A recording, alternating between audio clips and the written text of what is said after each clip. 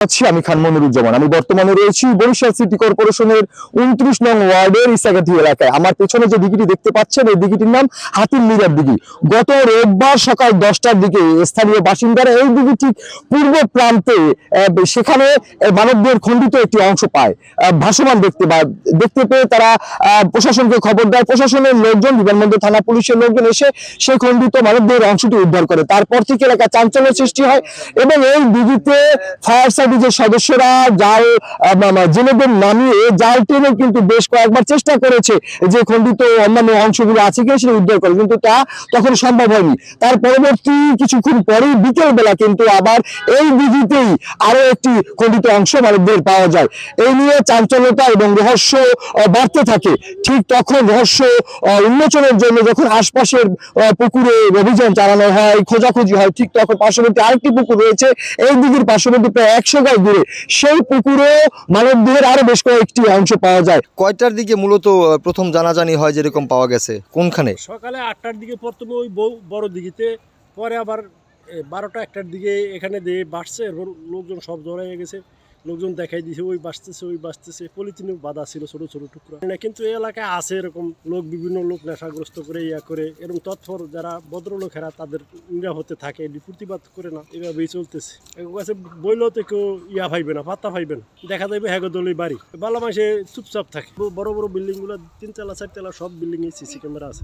ওগুলো কি পর্যবেক্ষণ করতেছে কিনা এটা তো আমি বলতে পারবো না। দেখছি পুলিশ প্রশাসন বিভিন্ন দিকে যায়, বাসায় আলাপ করে, কি করছে আমি তো বলতে পারবো না, আমি তো আমার কাজে ব্যস্ত থাকি। আমরা কথা বলবো মোহাম্মদ আলতাফ হোসেনের সাথে। উনি এই যে সামনে যে পুকুরটি দেখতে পাচ্ছেন এই পুকুরটির উনি মালিক, এই বাড়ির মালিক। গতকালকে ওনার এই পুকুরেও যে খণ্ডিত কয়েকটি অংশ মানবদেহের পাওয়া গিয়েছিল, কি অবস্থা, কোথা থেকে আসলো, আর এই ঘটনার পরে এলাকার বর্তমানে মানুষের ভিতরে অবস্থাটা কি আমরা একটু জানতে চাবো ওনার কাছ থেকে। কেমন আছেন আপনি? আসসালামু আলাইকুম, আমি মোহাম্মদ আলতাফ হোসেন। এই এলাকার ভিতরে সবাই পানি নিত, গোসল করতো, কাপড় দিত এই পুকুরটার ভিতরেই। যেহেতু দিঘিতে কোনো ঘাট নাই, গোসল করতে পারে না লোকজন, মহিলারা অনেক সকাল থেকে বিকাল পর্যন্ত পানি নিত। কিন্তু এখন একটা বিরাট আতঙ্ক ছড়িয়ে গেছে এই ঘটনার পরে। এলাকার কেউ মিসিং রয়েছে কিনা? এলাকার আমার জানা মতো কেউ মিসিং নেই। জি, আমরা ওখানে যে মানবদের 6টা টুকরা পাওয়া গেছে।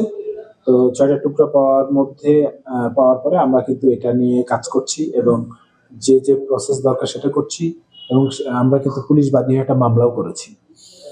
কিন্তু এই বিষয়ে আসলে এখনো সন্ধান পাইনি যে কোথা থেকে এটা আসলো বা কে ফেললো।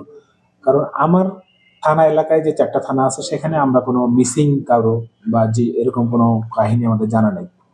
কিন্তু এই ঘটনা হওয়ার পর আমরা থানা এলাকাতেও সব বলে দিয়েছি যে কোনো মিসিং থাকলে আমাদের সাথে যোগাযোগ করতে। আর আমরা আজকে যে অংশটা পেয়েছি তাটা একটা হাতের ছবি, সেটা দেখে মনে হচ্ছে যে হয়তো একটা মেয়ের খণ্ডিত অংশ হবে, মেয়ের দেহে। তো এইটা নিয়ে আমরা এখন ফিঙ্গারপ্রিন্টটা নিতে পারলে আমাদের ভালো হতো, কিন্তু ফিঙ্গারপ্রিন্টটা নেওয়ার মতো অবস্থান নেই, পৌঁছে গিয়েছে। তো এছাড়া আমরা অন্যান্য যে প্রসেসগুলো সবগুলোই করছি। আর আমাদের ওখানে ডিবি টিম, সিটিএসবি টিম কাজ করছে, থানা পুলিশ তো সবসময় আছে কাল থেকেই। তো আমরা তৎপরতা অব্যাহত রেখেছি। আমি আশাবাদী যে এটা আমরা ফাইন্ড আউট করে ফেলবো, কয়েকদিন হয়তো 2 দিন সময় লাগতে পারে।